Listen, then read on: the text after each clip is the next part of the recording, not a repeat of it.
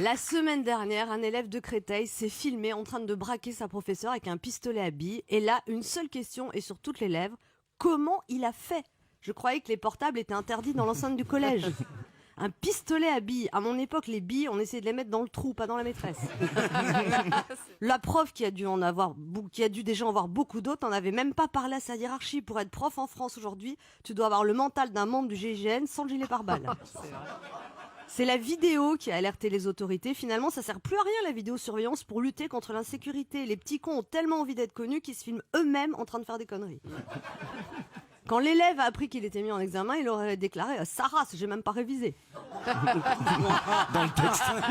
Emmanuel Macron a dit qu'il espérait que cet élève prenne la mesure de son geste. Prendre la mesure de son geste, ça va être compliqué vu qu'il sait sûrement aussi les cours de mathématiques.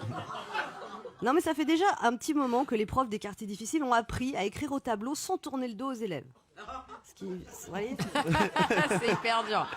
des élèves qui font d'ailleurs de moins en moins la différence entre le bien et le mal. Le bien, c'est quel coefficient au bac ? Et puis il y a pire que les élèves, il y a les parents qui sont convaincus que leurs enfants sont des génies précoces hyperactifs sous prétexte qu'ils s'ennuient en classe. Non, parfois c'est juste qu'ils sont chiants. Hein. S'il y avait un génie d'astrophysique derrière tout élève qui n'écoute pas en classe, ça se saurait. Mais ça, un prof n'a pas le droit de le dire. Il doit supporter les réflexions et parfois même les coups des parents qui ne les voient plus que comme des babysitters payés par l'État. Oh, puis vous, les profs, de toute façon, vous êtes toujours en vacances.